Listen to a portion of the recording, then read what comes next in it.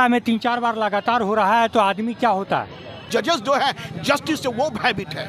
आप देख रहे हैं MA न्यूज। बिहार की राजधानी पटना में सिविल कोर्ट को लगातार 5 दिनों में तीसरी बार बम से उड़ाने की धमकी मिली है। नमस्कार, मैं नीरज, आप देख रहे हैं MA न्यूज़। पटना के व्यवहार न्यायालय को लगातार एक सप्ताह में तीसरी बार धमकी मिलने से वकीलों में काफ़ी अफरा तफरी का माहौल है और डर का भी माहौल है। चलिए कुछ वकील लोग हैं, उनसे हम बात करते हैं और जानते हैं कि बार बार धमकी मिलने का कारण क्या है और इनको काम करने में डर लगता है या नहीं लगता है। चलिए इनसे हम बात करके आपको सुनवाते हैं। से बम से उड़ाने की धमकी मिलेगी, क्या बोलिएगा? जैसे कि आपको जानकारी हो कि आपने बात तीसरी बार, ये 7वीं बार है और एक ही सप्ताह में 3-4 बार लगातार हो रहा है तो आदमी क्या होता है, ज़्यादा भयभीत हो जाता है। और जैसे ही पता चलता है कुछ लोग जांच करते हैं और उसके बाद पूरी तरीके से कोर्ट का जो कार्यवाही है वो पूरी तरह से तहस नहस हो जाता है, मैंने कोई काम ही नहीं हो पाता। दूसरी बात होता है कि उम्मीद जो मुवक्किल और जो अधिवक्ताओं के बीच जो संबंध होता है उस पर भी दरारें आती है।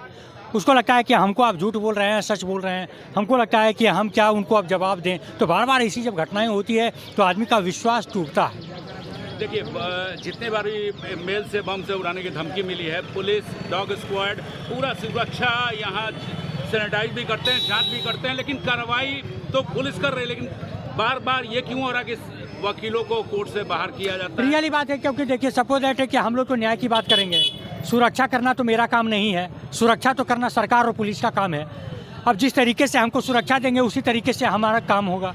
तो देख ही रहे हैं कि एक सप्ताह में 3-4-5 बार, 6 बार, 7 बार हो गए, तो अब क्या बचा? हम किससे क्या गुहार लगाएंगे? अब हम सरकार से मांग करते हैं कि प्रत्येक अधिवक्ताओं को आप सुरक्षा दीजिए, तभी वो न्याय का कर पाएंगे। अच्छा, सिविल कोर्ट के बाहर में करीब 50 से 60 सुरक्षा कर्मी रहते हैं, उसके बाद बम की धमकी से बाहर क्यों किया जाता है? हो सकता है कि देखिए अब मैंने मांग किया है कि अब जो है 24 घंटा रहेंगे और हम ये मांग करते हैं कि जिस तरीके से बम की अफवाहें बार बार आती है, सुरक्षा सबको चाहिए और सुरक्षित रहना भी है। तो हम लोग को जैसे ही जानकारी मिलती है हम लोग बाहर निकल आते हैं, क्योंकि भाई जान का डर सबको है और चाहे वो कोई भी है। तो मुझे लगता है कि और इसमें हम सहयोग भी प्रशासन को करते हैं कि आप बोले हैं तो हम निकल जाते हैं, लेकिन हमारे कार्यों में ये बार बार जो बम की अफवाह के बाद जो कार्यवाही में बाधा होती है, इसका भरपाई कौन करेगा? बाहर से हैं हम लोग, बहुत उम्मीद, काफ़ी पैसे लगा करके हम लोग जो है डिग्री हासिल किए हैं, तब यहाँ पर आए हैं कि चलो हम किसी की मदद कर पाएँ, न्याय में हम मदद कर पाएँ। लेकिन स्थिति क्या है कि हम लोग एक सप्ताह से आते हैं और चले जाते हैं। क्या प्रभावी, हम क्या अपने फैमिली को बेहतर दे पाएंगे सुविधा? हम अपनी फैमिली को सुरक्षा नहीं दे पाएंगे, हम अपनी सुरक्षा नहीं कर पाएंगे तो हम दूसरे की उम्मीद कैसे कर पाएंगे? क्यों करें? हम तो आते भी हैं तो लोग घर वाले बोलते हैं कि मना छोड़ दो, हटाओ, नहीं जाओ। परिचय बताइए sir. Anshuman, executive member, Patna civil court. 5 दिन में ये तीसरी बार हुई है और पहली बार भी 4 बार दिया जा चुका है। ये 7 बार की घटनाएं हैं और यहाँ के अधिवक्ता और जो क्लाइंट आते हैं पूरी तरह से भयभीत है और ख़ास तौर से यहाँ के जजेस जो हैं जस्टिस से वो भयभीत है।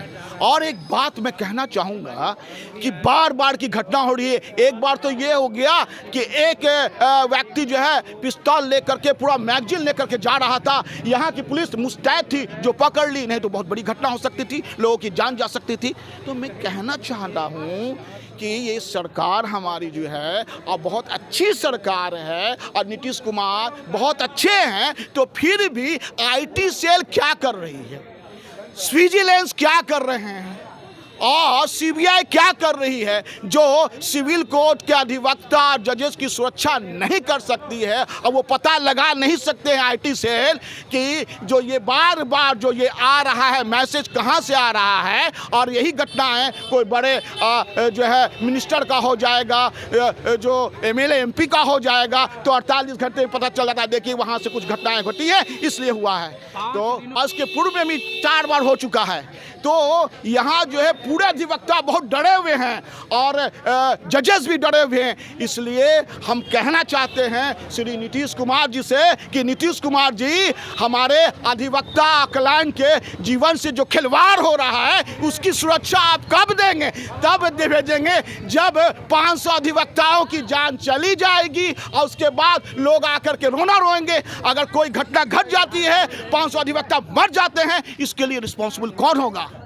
इससे के लिए सीबीआई विजिलेंस नहीं होंगे, आप होंगे। और आपका छवि अच्छा है नीतीश कुमार जी, आपने बिहार के लिए बहुत अच्छे अच्छे काम किए हैं, तो क्यों नहीं कर रहे हैं? आश्वासन तो सबको दिया जाता है, आश्वासन देना तो आसान है, कार्रवाई होगी तब ना समझेंगे हम लोग कि क्या कार्रवाई हो रही है। कोई कार्रवाई नहीं, वो कहाँ पता चला जी?